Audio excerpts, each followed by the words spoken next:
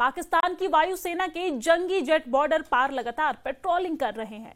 Field marshal Asim Munir के दिल में ऑपरेशन सिंदूर पार्ट 2 का खौफ बैठ गया है, क्योंकि प्रधानमंत्री नरेंद्र मोदी ने ऐलान कर दिया है कि दिल्ली बम धमाके का कोई भी दोषी सलामत नहीं बचेगा। खास रिपोर्ट देखिए।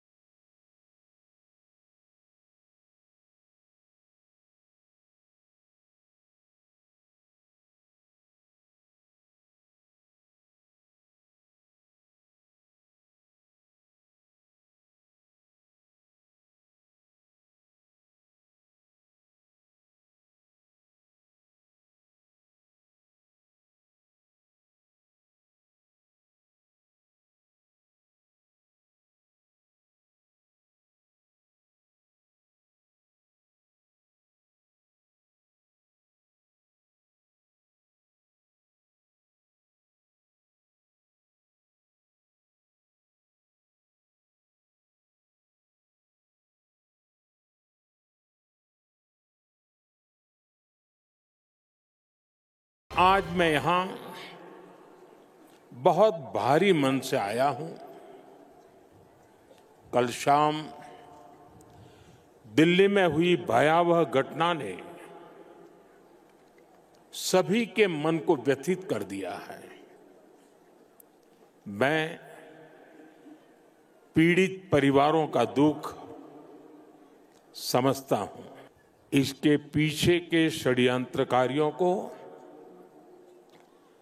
बख्शा नहीं जाएगा। क्या पाकिस्तान के खिलाफ ऑपरेशन सिंदूर पार्ट 2 शुरू होने वाला है? पाकिस्तान ने अपने सभी हवाई अड्डों और मिलिट्री बेस को एक्टिव कर दिया है। F-16, JF-17 और J-10 जैसे विमान पेट्रोलिंग के लिए लगातार उड़ान भर रहे हैं। पाकिस्तान में डर यह फैला हुआ है कि ऑपरेशन सिंदूर के दौरान जिस तरह का एक्शन लिया गया, इस बार दुगनी ताकत से हमला किया जा सकता है। सूत्रों के हवाले से मिली खबर बता रही है कि पाकिस्तान की नेवी, वहां की आर्मी और एयरफोर्स सबको तैयार रहने के लिए कहा गया है। सेना के सभी कमांडरों के बीच लगातार मीटिंग चल रही है। पाकिस्तान की सेंट्रल कमांड को भारत से लगे बॉर्डर पर नजर रखने के साथ साथ अपने हथियार तैयार रखने के लिए कहा गया है। पाकिस्तान ने बॉर्डर के करीब अपने एयर डिफेंस को भी एक्टिव कर दिया है, ताकि किसी भी एयर स्ट्राइक को काउंटर किया जा सके। 10 नवंबर को जब दिल्ली में धमाका हुआ और उसमें बहुत से लोग मारे गए, तब पाकिस्तान की सेना अलर्ट हो गई। पाकिस्तान में 11 और 12 नवंबर को नोटैम जारी कर दिया गया, यानी एयरमैन को नोटिस। नोटैम एक सीमित इलाके में लागू किया जाता है ताकि वहां हवाई यातायात पर पाबंदी लगाई जा सके, क्योंकि उस इलाके में सेना की गतिविधि तेज हो जाती है। इसमें कोई शक नहीं कि दिल्ली ब्लास्ट में पाकिस्तानी आतंकी संगठन जैश का लिंक साफ साफ नजर आ रहा है और भारत पहले ही कह चुका है कि अगले आतंकी हमले का मतलब भारत की जवाबी कार्रवाई होगी। यही वजह है कि पाकिस्तान को पहलगाम हमले के बाद हुए ऑपरेशन सिंदूर के पार्ट 2 का खौफ बहुत ज्यादा सता रहा है। इस साल अप्रैल में पहलगाम हमले के बाद भारत ने पाकिस्तान में हवाई हमले किए थे। उसके कई एयरबेस तबाह कर दिए गए। मसूद अजहर का परिवार खत्म कर दिया गया। वहीं लश्कर चीफ हाफिज सईद के हेडक्वार्टर्स पर भी ब्रह्मोस मिसाइल से हमला किया गया। लिहाजा पाकिस्तान की मिलिट्री और सिविलियन लीडरशिप दोनों को पता है कि इस बार न सिर्फ उसके आतंकवाद को जड़ से खत्म कर दिया जाएगा, बल्कि उनको ऑर्डर देने वाले कमांड हेडक्वार्टर भी मिट्टी में मिला दिए जाएंगे।